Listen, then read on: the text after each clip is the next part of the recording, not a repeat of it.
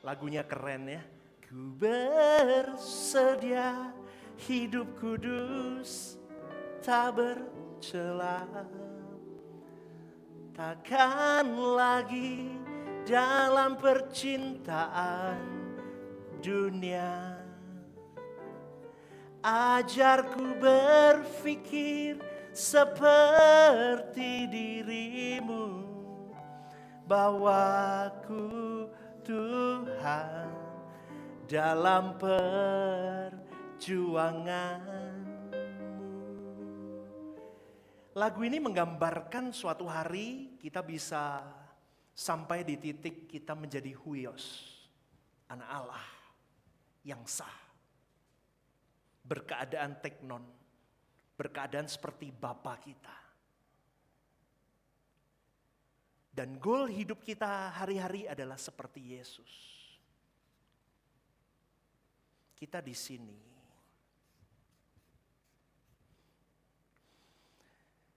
Ini gambaran yang sering kali saya gambarkan dan susah dijalankan. Karena kau dan saya mau tidak mau harus tampil tampan, tampil cantik, tampil elok di mata Allah. Dan ini gak mudah Bapak Ibu.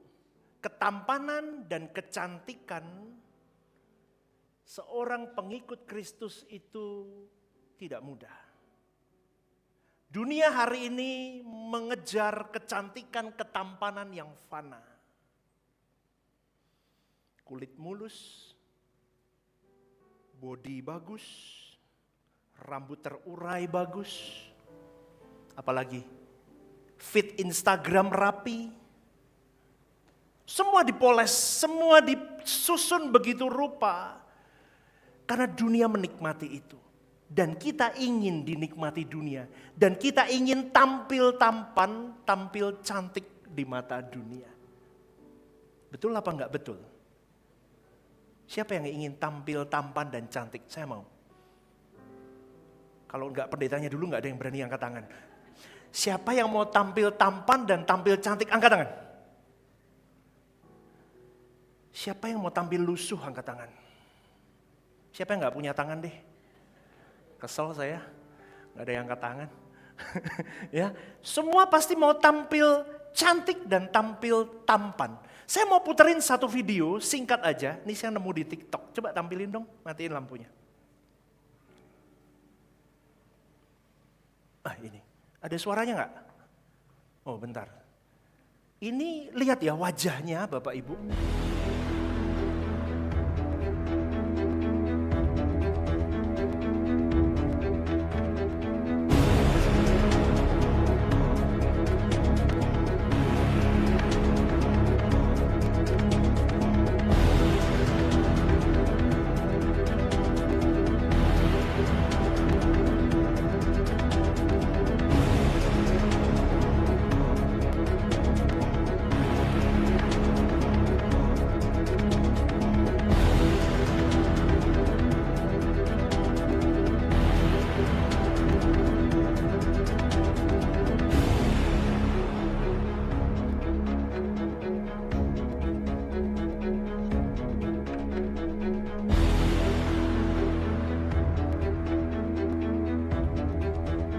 Coba Bapak Ibu lihat itu. Berubah gak mukanya? Ini belum final, nanti kalau sudah final, aduh. Coba kita lihat ya sampai akhir.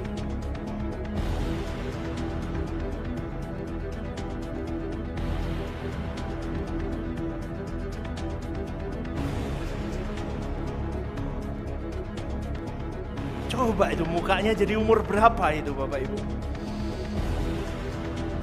Dari yang begini jadi begini. Oke, cukup terangin lampunya. Bingung nggak bingung? Dari yang begitu jadi begitu. Berarti saya bisa jadi ganteng banget ini kalau ditarik-tarik begini Bapak Ibu. Saya kadang sampai lihat-lihat begitu ya. Luar biasa. Tapi kenapa dunia hari ini seperti ini? Karena memang dikejar, dunia butuh sesuatu yang enak dilihat, enak dipandang, semuanya seperti itu. Tetapi bagaimana dengan cara pandang Tuhan? 1 Samuel 16 ayat 7 berkata, manusia melihat apa yang di depan mata, tetapi Tuhan melihat hati. Katakan bersama, Tuhan melihat hati. 1, 2, 3. Tuhan melihat. Hari ini banyak orang sibuk seperti Yesus. Ribut perkara doktrin, ribut perkara ajaran, ribut perkara lagu, ribut perkara ini dan itu. Bising. Tapi orang di luar Tuhan, di luar gereja, dia lihat keributan orang Kristen, muak.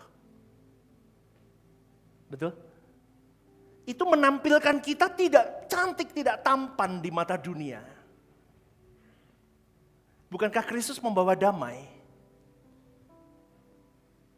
Maka kita harus tampan dan cantik supaya dunia bisa menikmati kita lebih daripada menikmati dunia itu.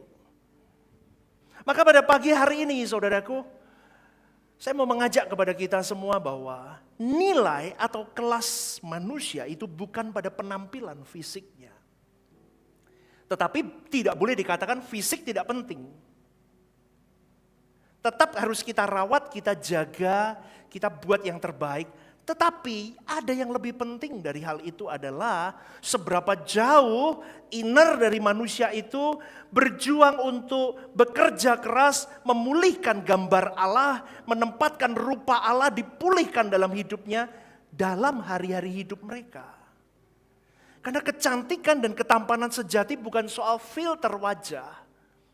Saya itu kalau foto sekarang pakai beauty Bapak Ibu. Kan ada tuh di handphone filternya macam-macam tuh kan. Saya milihnya yang beauty. Keriput saya hilang Bapak Ibu. Dan saya juga lihat cewek-cewek juga begitu. Mukanya begini. Kadang gini ya. Cewek-cewek gitu gak? Sukanya saya paling benci cewek kalau foto begini. Kepingin saya kemayumen gitu loh. Sering lihat gak begitu? Lidahnya keluar separuh, ngapa sih? Kepotong loh. Di sini gak boleh ada begitu. Ya, nggak usah keluar-keluar begitu, jelek tampil badannya. Tapi kan pakai beauty. Istri saya juga pakai beauty. Saya diajarin istri saya. Ya, jadi Bapak Ibu saya cuma mau ngomong begini, dunia butuh yang elok. Tapi Tuhan tidak cari Instagramnya Stephen Lim, gambarnya bagus nggak? Enggak. Tuhan cari hatinya Stephen Lim. Tuhan cari hatimu. Lah ini yang jadi PR kita, saudaraku. Maka dibutuhkan yang namanya fiber character. Ini bukan ngomong kekristenan, ini secara psikologi. Ini jangan ngomong elok di mata Allah dulu ya. Baik dulu, kita butuh yang namanya fiber character. Karakter. Apa itu fiber karakter? Fiber karakter itu adalah yang pertama, strong point seseorang. Maksudnya begini saudaraku, fiber karakter itu terdapat di dalam diri seseorang, itu adalah inti kekuatan pribadi seseorang. Itu adalah fondasi batin seseorang. Bagaimana orang itu memiliki kejujuran, bagaimana orang itu punya integritas, bagaimana orang itu punya kesabaran, bagaimana orang itu punya keteguhan, kerendahan hati, disiplin, dan kemampuan untuk menahan di dalam godaan. Itu fiber karakter, strong point seseorang. Ini seperti otot moral dari orang itu. Kalau dalam GSKI seringkali ngomong moral umum. Nah ini dah saya ngomongin. Otot moralnya ini, fiber karakter dulu.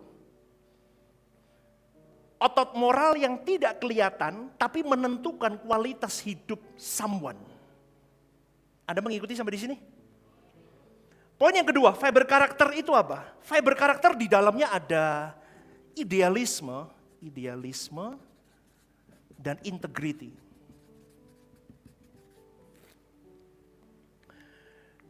Dunia melihat apa yang di luar, tetapi fiber karakter itu tersembunyi di dalam. Contohnya apa? Idealisme dan integrity itu begini. Bagaimana seseorang bersikap saat tidak ada yang melihat. Orang yang punya idealisme kuat, dia tetap teguh. integritasnya kuat. Nggak ada yang lihat, aku tetap lakukan yang harus kulakukan. Nggak ada yang memuji aku, tetap aku lakukan apa yang harus aku lakukan. Nih, apakah aku harus jujur atau tidak jujur? Saat diawasi, orang fiber karakternya kuat, punya idealisme, punya integriti, dia tetap jujur meskipun tidak diawasi. Tetap rendah hati saat tidak dipuji. Tetap bisa berkata tidak kepada hal yang bertentangan dengan pemahaman dan visi dan misi dan makna hidupnya, dia tidak akan lakukan. Inilah yang membuat seseorang bisa dipercaya. Ini tadi otot moral, ini membuat orang bisa dipercaya. Lah begini, jadi kalau sekarang saya akan jelaskan begini khotbah-khotbahnya. Enggak khotbah seperti Yesus, jadi teknon, jadi huyas, bingung, Anda praktek hari enggak mudeng. Betul? Betul? Tanpa batas kepada Allah. Wah, setinggi langit. Prakteknya dulu nih loh, kecil-kecil. Makanya orang Kristen itu harus tadi di awal waktu pra ibadah, semua pelayan Tuhan kumpul. Saya jelaskan apa itu melayani. Melayani itu harus dari hati yang sukacita. Kita bersyukur, kita bisa melayani, diberi kesempatan itu ucapan syukur kita. Belajar kembangkan diri, bersyukur, berterima kasih, happy, bersukacita. Supaya kita cantik tampan di mata Tuhan, di mata masyarakat. Orang bisa menikmati kekristenanmu dan kekristenanku. Gak ribut terus. Amin. Ngomongnya pelayan Tuhan, rumahnya geger terus di rumah. Lempar-lemparan piring, capek saudaraku. Orang sekarang gak mau ke gereja gara-gara itu. Para pelayan Tuhannya ngomongnya setinggi gunung, kelakuannya sedalam laut. Itu ada lagunya ya. Itu lagu itu ya. Nah begitu. Lah maka Bapak Ibu, fiber karakter ini penting. Idealisme dan integritas. Dan yang ketiga adalah fondasi karakter. Aduh, kelihatan gak nih? Kalau gak kelihatan mohon maaf, itu gak bisa Bapak Ibu. Yang gede kaca silau. Ini nanti biar tim pembangunan yang ngatur. Ya. Fondasi karakter. Fiber karakter itu penentu ketangguhan ketika kau berada di dalam masa sulit. Orang dengan fiber karakter yang kuat, saudaraku, tidak mudah roboh. Kenapa saya ngomong begini? Banyak orang Kristen, doanya kenceng, kelihatannya kenceng, pelayanannya kenceng, khotbahnya dahsyat, kelihatannya, keren anak Tuhan ini. Tapi ketika dihantam masalah, roboh TKO nggak bangun. Banyak nggak? Halo Bapak Ibu, ini saya ngomong sama manusia-manusia semua kan? Banyak kan begitu? Dan saya dulu juga hampir roboh Bapak Ibu. Makanya saya rubah khotbah-khotbah saya supaya kalian lebih paham satu persatu. Kalau orang fiber karakternya kuat, fondasi karakternya kuat, saudaraku, dia berakar dalam. Seperti pohon itu akarnya sampai ke bawah. Ketika angin kencang datang, dia nggak goyang. Karena seratnya sungguh kuat. Dan hatinya kuat tertambat kepada semua yang menjadi idealisme dan integritas hidupnya. Lah sekarang Bapak Ibu, masalahnya adalah fiber karakter kita itu diarahkan kemana? Karena ini masih ke moral umum. Ini belum ke Tuhan. Ini semua orang dunia yang tidak mengenal Injil pun bisa mengarahkan ke titik ini. Tetapi ada satu titik di mana saya katakan tidak kuat. Karena mereka hanya bergantung kepada ideologi dia, integritas dia, orang-orang sekitarnya, dan kekuatan dirinya. Baik secara kognitif atau pengalaman-pengalaman hidup. Tapi itu tidak akan permanen dan kuat. Maka kau dan saya harus mengarahkan fiber karakter kita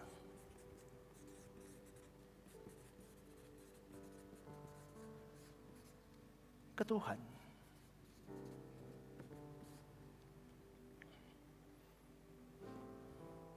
Karena fiber karakter ini ketika kita arahkan terus ke Tuhan, ideologi kita Tuhan, ambisi kita Tuhan, fokus hidup kita Tuhan, hati kita untuk Tuhan, Tujuan hidup kita Tuhan. Visi misi hidup kita tentang Tuhan dan pekerjaan Tuhan. Misi hidup kita tentang Tuhan dan pekerjaan Tuhan.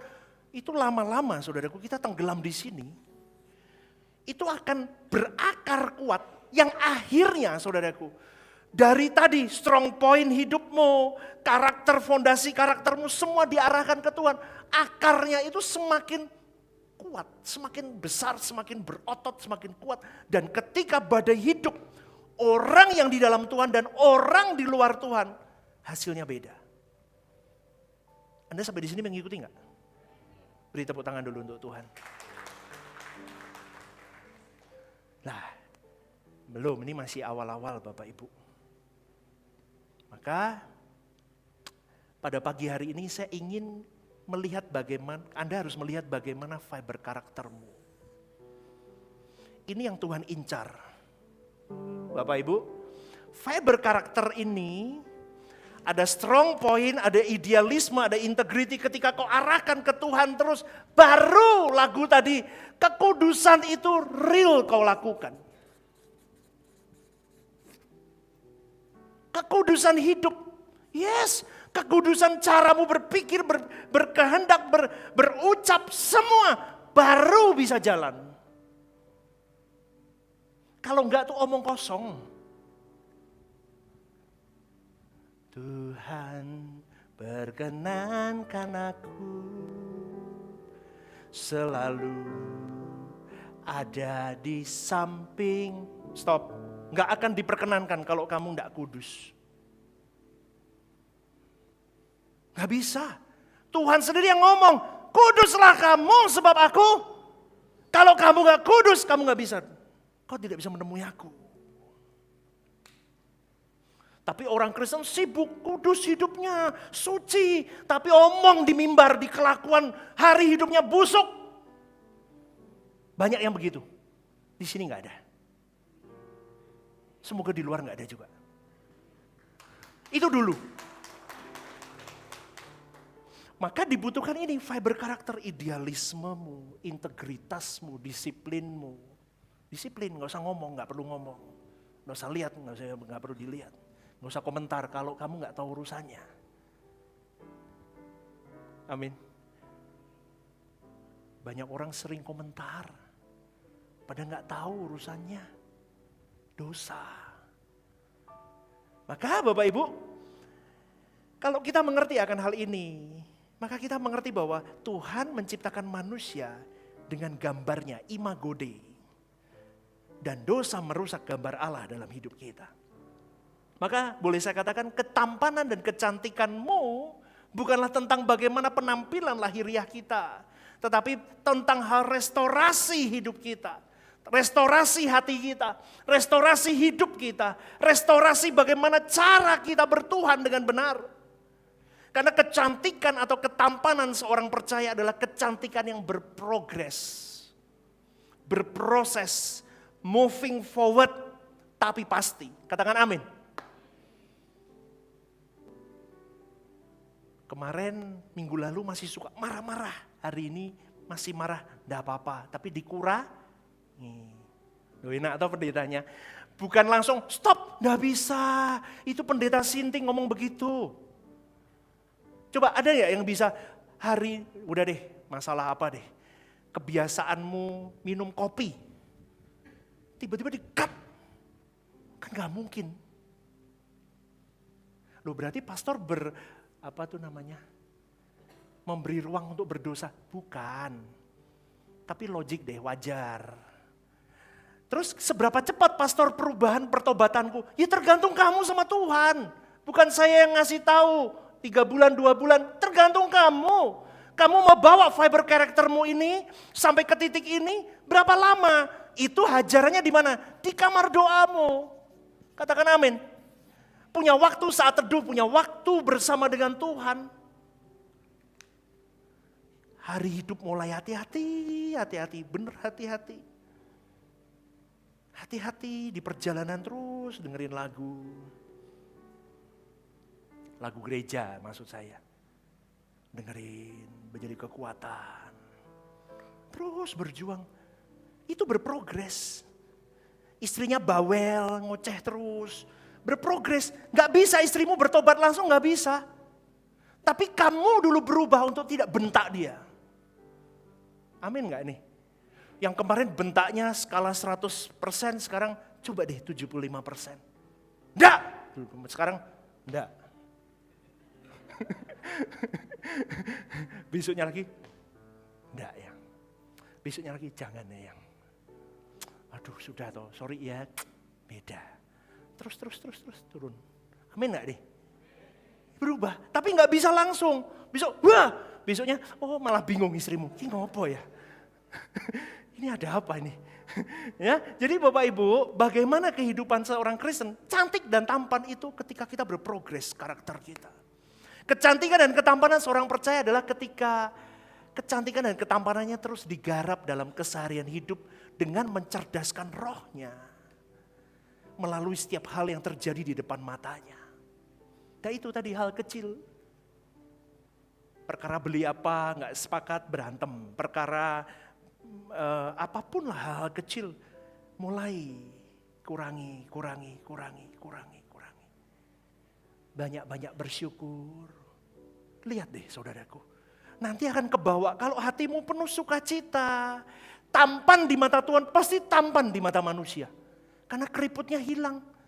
Karena bersyukur. Amin gak nih? Ya, di mana dapatnya? Di kamar doa. Punya waktu sama Tuhan. Dan kecantikan ketampanan tertinggi di mata Allah adalah ketika kecantikan dan ketampanan manusia itu sampai di titik serupa seperti putra tunggalnya. Itu baru ganteng, baru cantik, baru elok di mata Allah. Cantik dan tampan adalah ketika kita kembali ke rancangan Allah semula, saudaraku. Amin. Kita kembali ke rancangan Allah semula. Cantik atau tampan itu adalah, ini ya. Cantik atau tampan itu apa sih?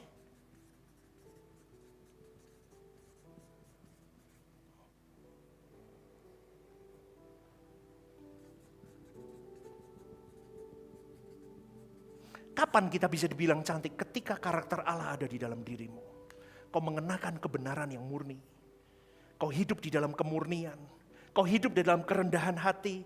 Kau hidup di dalam kasih agape. Kau hidup di dalam kekudusan Tuhan. Itu kau baru bisa benar berkata, kau cantik dan tampan dan elok di mataku. Nah, apalagi ciri cantik? Tunduk kepada Allah. Kau bisa dikatakan cantik atau tampan ketika kau tunduk kepada pemerintahan Allah dalam hidupmu. Ketika kau bisa menguasai hatimu, hatimu jadi indah. Hidupmu jadi luar biasa, jadi berkat untuk banyak orang. Ngomong berkat saya lanjutin. Kapan kau bisa tampak cantik dan tampan? Ketika hidupmu jadi berkat. Bukan maksiat. Bukan maksiat. Pastor kenapa ngomong begitu? Kenapa pastor ngomong begitu? Karena begini saudaraku, kekristenan itu yang sering kali saya katakan. Orang tidak bisa menikmati manfaat dari Anda bertuhan dengan benar. Yang dia nikmati adalah kegaduhan hidup. Saya paling males yang begitu-begitu saudaraku. Saya menjauh dari begitu-begitu. Organisasi apapun, gereja pun sama. Kalau gaduh terus saya males. Organisasi apapun gaduh terus saya minggir. Saya mundur. Kenapa? Karena Kristen itu harus bisa dinikmati buah kekristenan kita. Betul? Betul gak? Kita ngomong kekudusan hidup, menyenangkan hati Allah, sampai di titik nadir. Tapi ribut terus. Terus apanya sih? Saya tanya, apanya sih yang bisa dinikmati? Orang lain jelek lihat begitu. Jadi berkat. Maka hidup seperti ini, karakter Allah di dalam dirimu, tunduk kepada Allah, kamu jadi berkat. Waduh, kalau hidupmu bikin orang capek, kamu bukan berkat, kamu maksiat. Amin. Aku enggak ngomong kamu maksiat, maksudnya bukan menuding Anda maksiat. Kalau Anda buat orang capek, kita enggak jadi berkat, kita jadi maksiat. Tapi kalau hidupmu bikin orang terberkati, dikuatkan dari hidupmu, Anda sedang seperti Yesus praktek hidup. Kau sedang memancarkan kemuliaan Allah.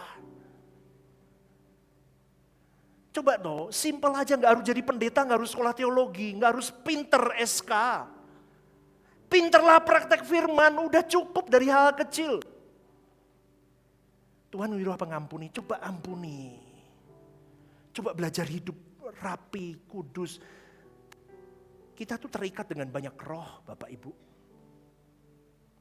Percayalah. Macam-macam roh mengikat kita kalau kita belum bebas dalam Tuhan. Suka dusta, suka sombong, suka apa? Jinah. Coba ya Bapak Ibu, itu ada banyak ikatan-ikatan supranatural yang Anda tidak sadari kalau Anda dalam kekudusan Tuhan, Anda berada tunduk kepada Allah, itu rantai itu baru putus semua. Kalau nggak lihat ya, cerai terus nanti. Lihat omongan saya benar nggak? Saya dulu melayani di situ Bapak Ibu, saya tahu sekali. Cerai, pasti cerai, itu hajarannya itu. Hati-hati loh, jangan anggap enteng hal itu. Itu ada roh yang mengikat. Bangkrut terus.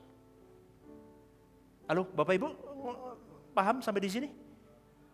Ketika Anda mengerti itu, berarti kalau dulu saya selalu ngomong apa? Patahkan semua roh-roh nenek moyang yang mengikat kita, rantai-rantai semua harusnya membelenggu kita, patahkan. Cara matahin apa? Bukan ditengking. Ditengking gak jengking dia. Amin. Amin. Caranya apa? Ini. Hiduplah dalam kekudusan Allah. Itu patah semua. Hidup dalam kekudusan Allah, kau harus jaga hidupmu benar.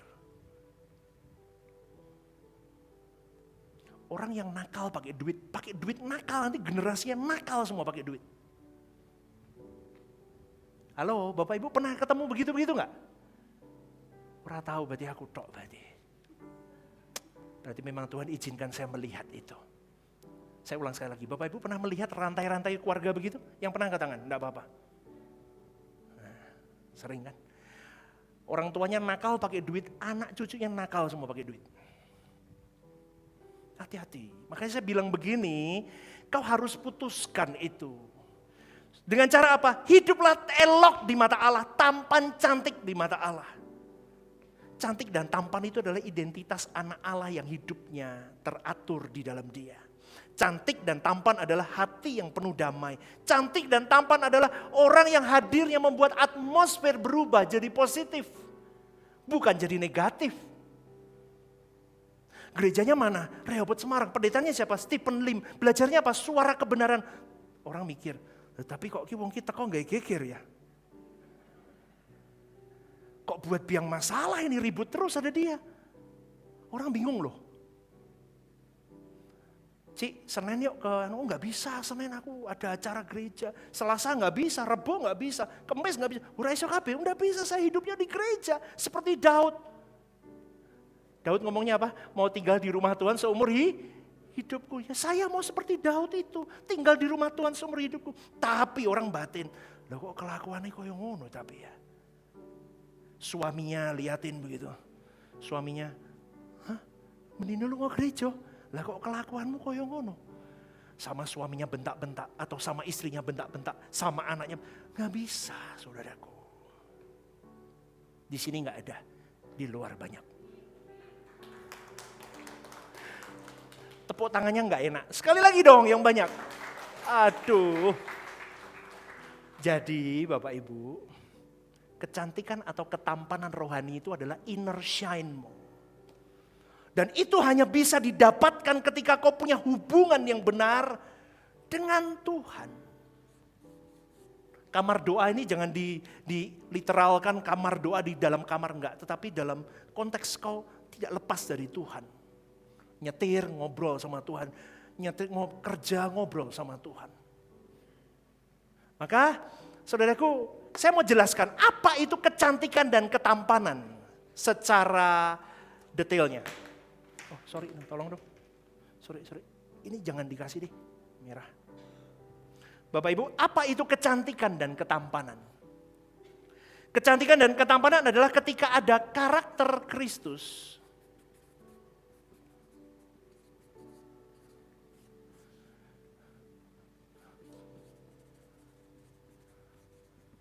Bapak Ibu bisa baca nggak sini? Bisanya nggak enak, tapi tulisannya jelek, pastor. Ya biar, bisanya begini. Ya. Seseorang, apa itu kecantikan sesungguhnya? Kecantikan sesungguhnya, ketampanan sesungguhnya adalah ketika ada karakter Kristus dalam hidupmu. Kecantikan dan ketampanan sesungguhnya adalah ketika hidupmu berdampak jadi berkat. Alkitab memperkenalkan kecantikan dan ketampanan yang tidak bisa dilihat mata, tetapi bersinar dari karaktermu. Bukan kosmetik yang dilihat Tuhan, tetapi karakter Kristus yang mengalir dari hatimu, yang diubahkan hari demi hari, detik demi detik, dan itu akhirnya berdampak dalam hidupmu. Artinya apa berdampak, pastor? Berdampak untuk Tuhan, kepentingan Tuhan, kerajaan Tuhan, dan kepada orang-orang di sekitarmu. Kualitas manusia itu diukur dari karakter yang menjadi kodrat baru dalam hidupnya. Bukan hanya penampilan lahiriahnya, tetapi perubahan kodrat, saudaraku. Dulunya berkodrat dosa, karena fiber karakternya diarahkan ke Tuhan, maka lama-kelamaan dia berubah. Berubah hidupnya, lama-lama berubah. Ideologinya diubahkan, integritinya diubahkan. Lama-lama kodratnya ikut berubah. Dulu dia bisa, kenapa kamu nggak mau ambil uang ini? Ada kesempatan ambil, enggak. Orang idealis, aku hidup jujur. Bukan karena Tuhan, tapi memang aku mau jujur. Enggak. Tapi kalau orang sudah diarahkan fiber karakternya, kenapa kamu nggak ambil uang ini? Aku nggak mau mendukakan hati Bapakku. Beda. Loh ini paham nggak nih? Dua orang yang berbeda, dua orang baik. Tapi dua orang yang berbeda goalnya. Yang satu karena dia punya ideologi keras. Dia punya idealisme. Dia fokus dengan prinsip hidup. Tapi bukan untuk Tuhan, untuk dirinya. Tapi kalau orang fiber karakternya sudah diarahkan sampai berkarakter Kristus, dia bukan lagi tentang prinsip hidup dan tentang dirinya, tapi prinsip hidupnya sudah tentang Tuhan. Hidupnya tentang Tuhan, maka dia bisa berkata, kenapa kau tidak ambil uang ini? Karena aku tidak mau mendukakan hati Bapakku. Beda kelasnya. Di sini mengikuti? Oke. Ini saudaraku. Keelokan karakter itu bukan dari luar, tetapi dari kodrat baru.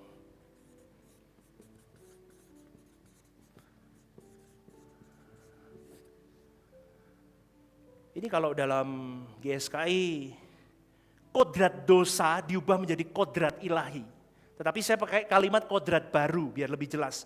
1 Petrus 3 ayat 3-4 berkata, perhiasanmu jangan secara lahiriah, tetapi perhiasan batiniah yang tidak binasa, yaitu roh yang lemah lembut dan tentram. Kecantikan luar bisa hilang. Tua keriput meskipun ada teknik kayak tadi itu. Ditarik-tarik sampai begitu cantiknya. Tapi itu tidak menjadi ukuran nilai seseorang di mata Tuhan. Tetapi keelokan karakter itu bersumber dari perubahan kodrat, saudaraku. Kelahiran baru ini. Bukan sekedar selamat aku terima Tuhan Yesus sebagai Tuhan dan Juru Selamatku. Bukan hanya itu. Itu Kristen kelas rendah. Kristen stroke. Terima Tuhan sebagai Yesus sebagai Tuhan dan Juru Selamatku. Udah pulang pergi gereja, duduk, kadang nggak ke gereja, kasih persembahan, that's it, selesai. Selesai Tuhan, hari Minggu beres 2 jam. Senin urusanku sama hidupku. Di sini nggak ada, di luar banyak. Amin. Loh, Bapak Ibu jangan tersinggung loh dengan khotbah-khotbah saya. Saya ngomong opo ono nih. Apa adanya. Kamu kalau begitu nggak akan bisa bertumbuh. Kodrat baru apa yang akan kau raih? Nggak mungkin, tidak mungkin. Sampai kau mati nanti kau tidak akan mengalami perubahan kodrat. Maka kelahiran baru bukan sekedar perubahan statusmu, jadi kau diselamatkan. Tetapi perubahan natur kodrat itu, sehingga kau memiliki pikiran Kristus, sehingga kau punya perasaan Kristus, sehingga kau punya perilaku Kristus. Perilaku Kristus apa? Baca firman Tuhan dan lakukan itu. Itu perilaku Kristus. Itu maunya Tuhan begitu. Maka keelokan karakter itu akan menghasilkan buah roh akhirnya. Psikologi nggak ngomong buah roh. Psikologi nggak paham tentang buah roh, tetapi psikologi ngomongnya inner beauty. Amin. Saya kadang ketemu sama orang, rayu, tapi enak ngomong sama dia. Dilihat tuh nggak cantik. Bapak-bapak, laki-laki pernah nggak ketemu ada 2 cewek, satu cantiknya minta ampun, satu biasa aja. Tapi kalau kita lihat lebih cantikan ini ketimbang ini memboseni. Ini ngomong sama siapa sih saya? Kok diem aja? Takut ya ada istrinya ya? Takut ya? Enggak, saya nggak pernah lihat perempuan cantik. Takut itu sama istrinya. Ibu-ibu jangan marah dulu, nggak apa-apa. Nih mumpung pendetanya tanya, ya. Ada yang cantik tapi ngeselin, ada yang biasa tapi enak. Itu inner beauty. Dilihat, kadang saya dulu begitu. Tak delok bolak-balik kok yora ayu tapi kok apik ya bocah ini. Ada yang cantik, kesel aku lihat perempuan ini. Atau sama, pria juga sama. Kalau seperti saya begitu kan menyenangkan. Ya, ada yang ngeselin juga. Tapi kalau lihat Stephen Lim sih nyenengin memang. Karena inner beauty-nya sudah di dalam kodrat yang baru. Amin. Ya, Bapak Ibu begini. Keelokan karakter itu secara psikologi menghasilkan inner beauty. Tetapi Alkitab menyebutnya buah roh. Kodrat baru itu berurusan dengan buah roh. Ini nggak bisa diomongin apa? Sempurna seperti Bapa, serupa Tuhan Yesus, ora mudeng. Ini loh.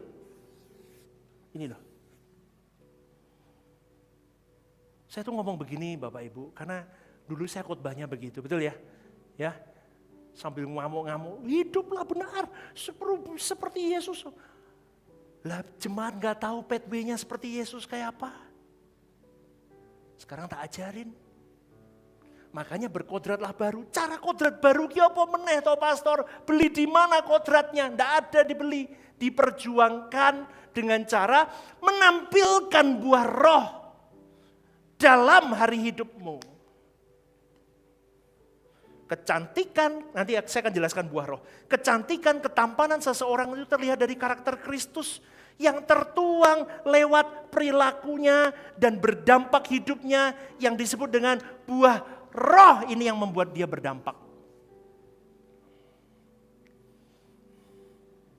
Amin, Bapak Ibu. Oke, ada beberapa unsur keelokan karakter di dalam Kristus. Unsur keelokan dalam Kristus. Anda ngikuti apa bingung nih? Nanti diulang di YouTube nggak apa-apa. Ya. Yang pertama, saudaraku, unsur apa sih yang dimiliki Kristus di dalam karakter Kristus? Yang pertama, dia punya kerendahan hati.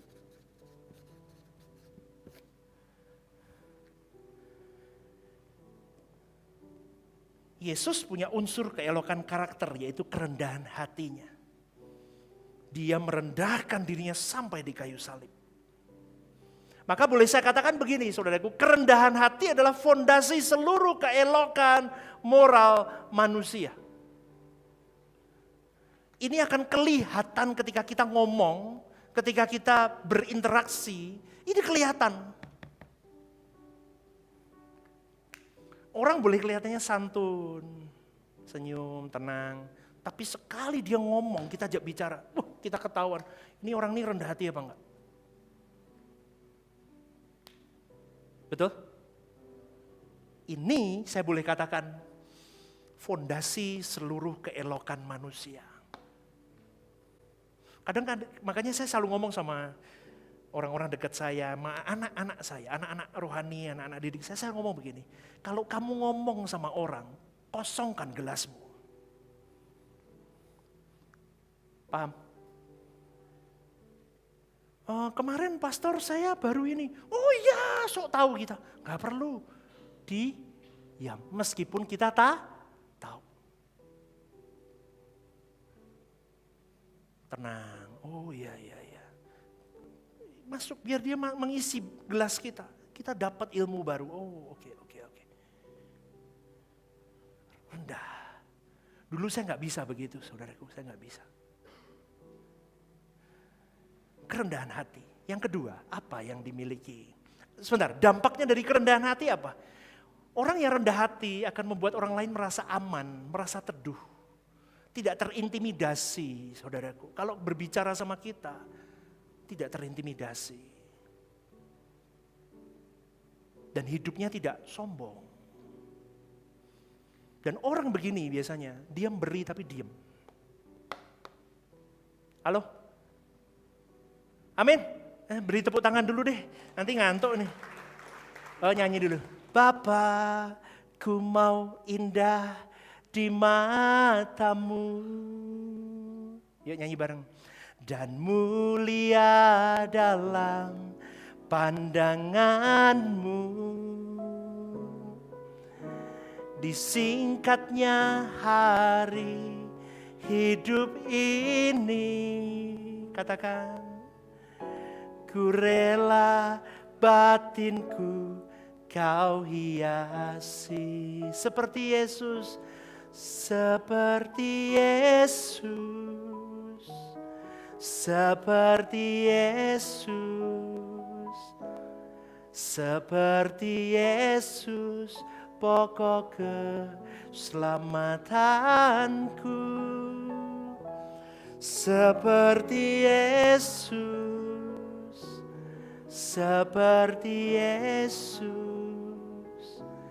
yang selalu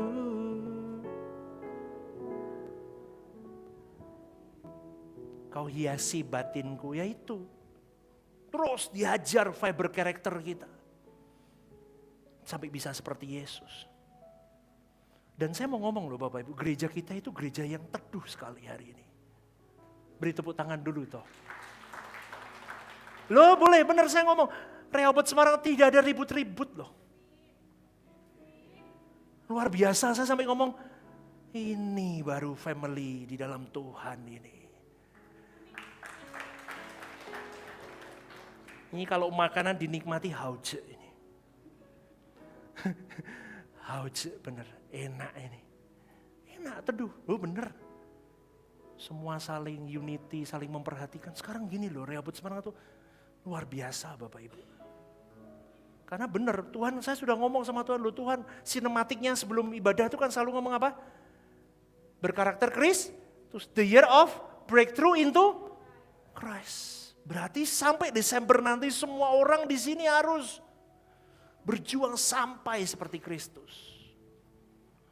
Nah ini salah satunya kerendahan hati. Pegang dadamu ngomong, rendah hatilah. Udah. Iya kowe sugih, tapi sing luwih sugih le akeh. Iya kamu pinter, sing luwih pinter akeh. Amin. Iya kamu ganteng. Bintang film lebih ganteng. Amin. Amin. Jangan sombong. Udah. Apa ngomong apa? Kerendahan hati. 1, 2, 3. Kerendahan. Singgau kiri kanannya. Rendah hatimu. Dah. Nanti kalau anak-anak muda di sini diberkati Tuhan ke Timothy Ronald, ingat kerendahan hati. Nggak usah sombong, titipan itu. Hilang sekejap hilang. Ya, kenapa? Gembalanya juga sudah pernah sombong, hilang sekejap. Habis, udah nggak perlu begitu ya. Yang kedua, unsur apa lagi saudaraku? Lemah lembut. Nggak ngantuk ya, bentar ya Bapak Ibu. Yesus punya karakter ini. Yesus punya karakter rendah hati dan lemah lembut. Kelemah lembutan bukan lemah, tapi power yang terkendali. Ketika kau punya kelemah lembutan, hubunganmu akan dipulihkan, konflikmu mereda. Orang yang keras menjadi luluh ketika berjumpa dengan karakter lemah lembut. Ini saya sedang belajar Bapak Ibu. Saya memang modelnya pum, tapi sekarang saya baru belajar lemah lembut, tapi bukan lemah. Tapi itu power yang bisa dikontrol. Maka berjuanglah di situ. Yang ketiga, tulus hati atau kemurnian hati. Tuhan Yesus itu punya kemurnian hati. Matius 5:8 berkata, berbahagialah orang yang suci hatinya karena mereka akan melihat Allah. Berbahagialah orang yang murni hatinya, yang tulus hatinya karena mereka akan melihat Allah. Kemurnian membuat orang jujur. Kemurnian membuat orang jadi tulus, bukan bulus. Kristen itu banyak yang jadi bulus. Termasuk pendeta, khotbah bulus. Tapi di sini enggak ada, di luar ada. Di sini semuanya tulus. Tulus, jujur, apa adanya, enggak usah dimanipulasi. Itu lebih baik saudaraku. Pernikahan juga tulus. Murni hatimu. Makanya keterbukaan itu awal pemulihan. Ngomong sama pasangan kalau ada apa-apa. Kalau enggak saudaraku, dunia akan menyambar pernikahanmu dan habis pernikahanmu. Halo, saya ngomong ini apa adanya, dengar baik-baik. Yang sudah berkeluarga, jaga pernikahanmu baik-baik. Hari ini nggak ada ngomong cerai. Katakan amin. Kamu milih sendiri, kamu nggak dijodohin. Ini bukan Siti Nurbaya. Kamu milih sendiri, cinta sendiri, nikah sendiri, terus sekarang minta cerai. Kalau ada apapun, keterbukaan awal pemulihan, ngobrol sama istrimu. Yang, aku nggak cocok dengan caramu begini. Wah nanti kalau dia puang, nggak apa-apa. Kamu dulu berubah kodratmu, baru bisa mengubah orang lain. Amin. Kubah dulu, baru bisa ngubah orang. Kenapa kalau saya ngomong begini? Kalau kamu tidak alahkan fiber karaktermu semua ke Tuhan, dunia mencolekmu, habis pernikahanmu. Orang ketiga masuk, bubar pernikahanmu. Saya ngomong ini apa adanya. Hiduplah kudus. Percayalah. Secantik-cantiknya orang selain istrimu atau suamimu, seganteng-gantengnya orang di luar pasanganmu, tidak akan secantik dan seganteng pasanganmu. Amin gak nih? Di Rehoboth Semarang gak boleh. Jaga hatimu kuat-kuat.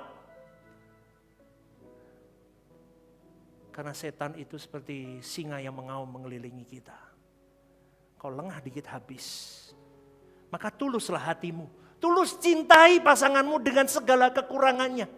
Karena pernikahan bukan menuntut tetapi memberi kebahagiaan. Semua, tidak hanya pernikahan, apapun. Institusi apapun. Atau kesendirianmu dengan Tuhan. Kalau kau tidak tulus, kau manipulatif dengan dia. Kau punya transaksional dengan Tuhan. Kau tidak akan bisa mengiring dia dengan baik. Tetapi kalau kau tulus kepada Tuhan, because I love you Lord, I really love you. Seperti Paulus berkata, hidupku bukan aku lagi, tapi Kristus yang hidup di dalamku. Itu Paulus itu udah tulus hatinya, jatuh cinta sama Tuhan. Kodratnya berubah. Mau model begitu, gak akan dia manipulatif sama Tuhan. Bahkan dia berani berkorban untuk Tuhannya. Dan yang keempat, ada unsur ketaatan. Yesus punya karakter ini, taat. Taatnya bukan taat sementara tapi konsisten.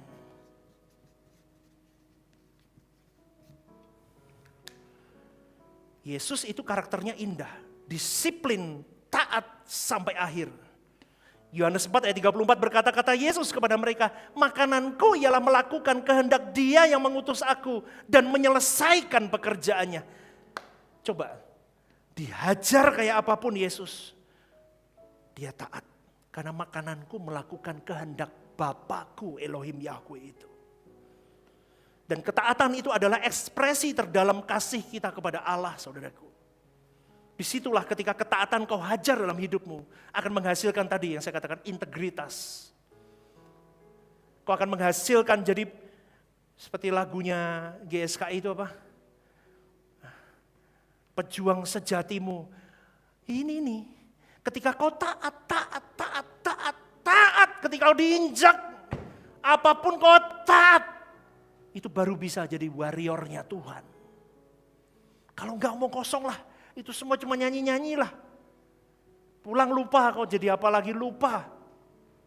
Dan orang yang taat tidak goyah dengan badai kehidupan. Dan dia bisa jadi saksi otentik kehidupan. Seperti Kristus itu seperti siapa? Ya Stephen Lim. Seperti siapa? Seperti Jemaat Rehoboth Semarang. Amin. Saksi otentik. Tepuk tangannya kurang, kalian enggak mau berarti.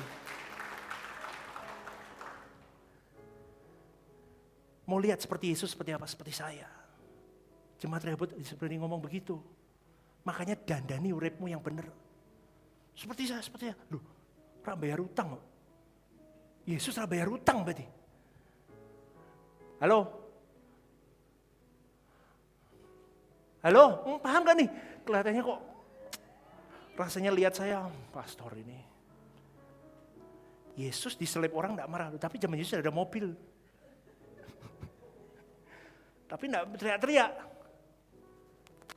Yesus enggak ngeden-ngeden begini, enggak. Ada di Alkitab ditulis, Yesus ngeden-ngeden sampai ngamuk, sampai melotot-melotot. Enggak ada. Jemaat Rehoboth Semarang jangan. Lemah lembut, taat, rendah hati, tulus. Satu lagi terakhir. Besok minggu depan kita lanjutin ya. Yang kelima, ada belas kasihan.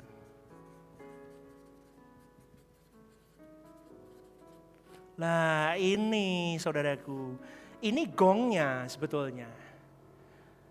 Belas kasihan sama kasih tanpa syarat. Lah ini gongnya. Kalau saya khotbah berkali-kali saya ngomong begini tuh saudaraku. Kenakan pikiran dan perasaan Kristus. Ketika kau masuk tenggelam di dalam hari-hari hidup, kau ingin mengenal hatinya, kau ingin mengenal pikirannya dan perasaannya. Tuhan pasti kasih tunjuk. Gak mungkin Tuhan gak kasih tunjuk ke kita, gak mungkin. Pasti Roh Kudus berbicara.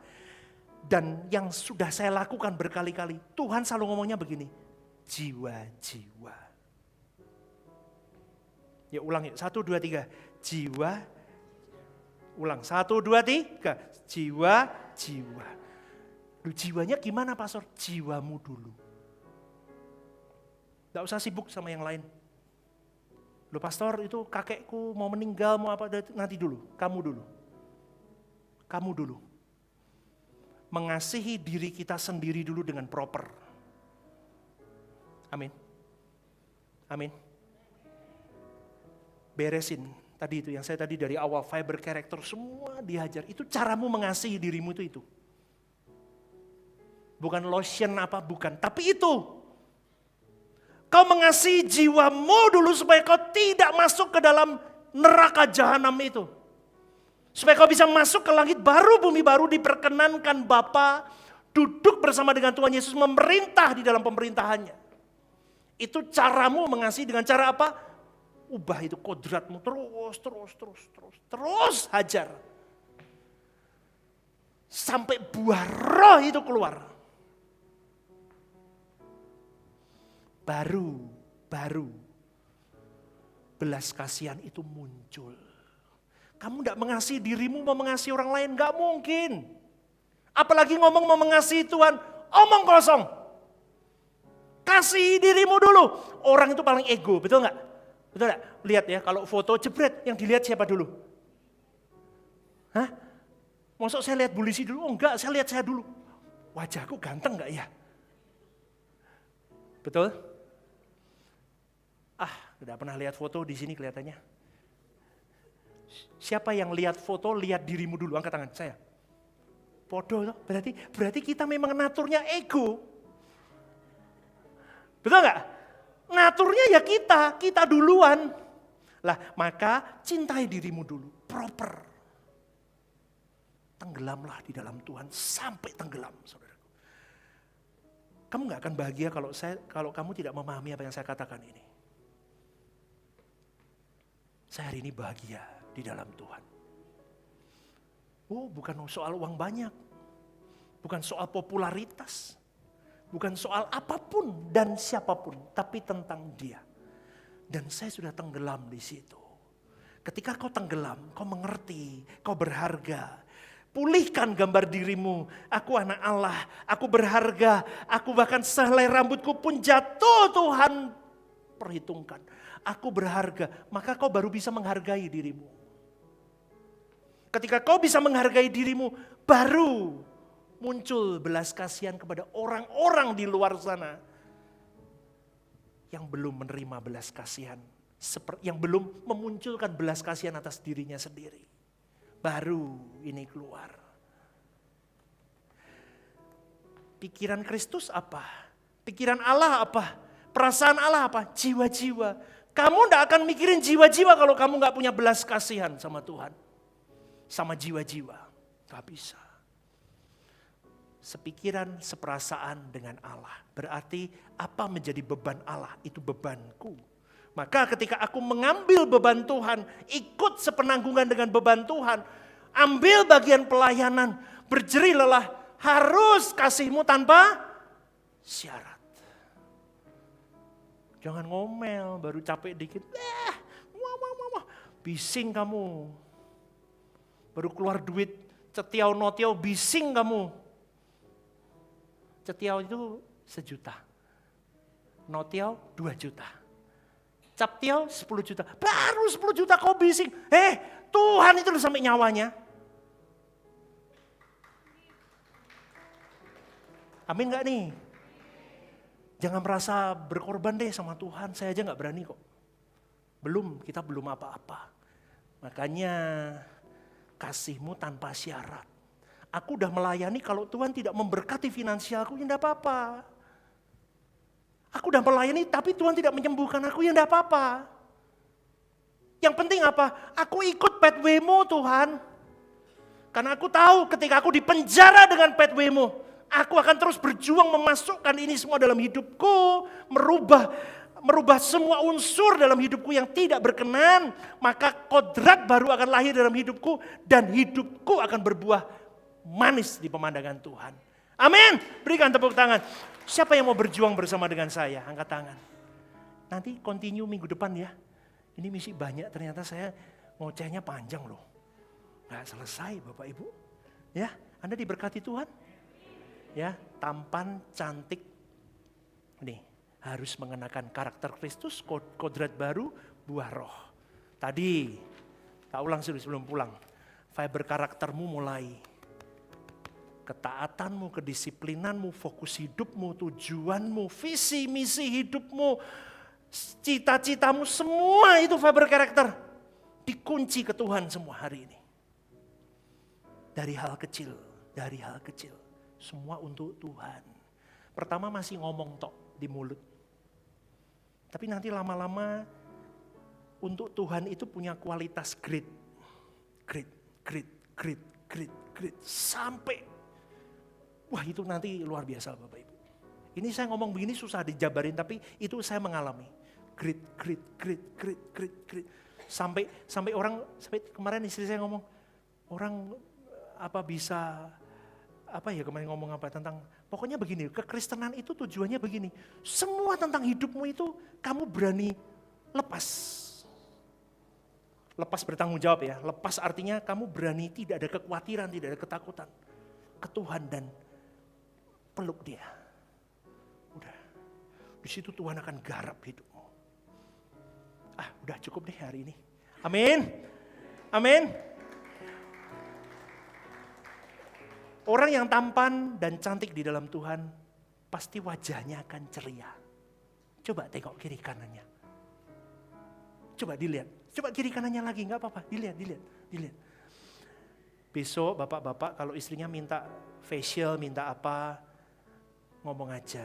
Percuma mah kalau facial. Tapi kalau kau tidak di dalam Tuhan, buang duit. Buktinya apa? Coba ya. Kadang ada tuh orang kalau cerita sampai mulutnya itu nanti terjadi lempitan-lempitan di sini, percuma facial. Nanti gini terus, kalau enggak kerja gini terus. Ini kayak saya dulu ini. Roh murung. Oh no, meneh ini Stephen Lim kalau buat ya. Murung aja hidupnya murung. Ini jegaduk ini. Ini mau dibotok di facial ya remuk terus ininya. Amin. Amin. Sekarang ceria, coba dilihat. Jidatnya dibuka, pipinya naik, tertawalah senyum. Coba 1, 2, 3. Haleluya. Beri tepuk tangan untuk Tuhan. Yuk bangkit berdiri yuk.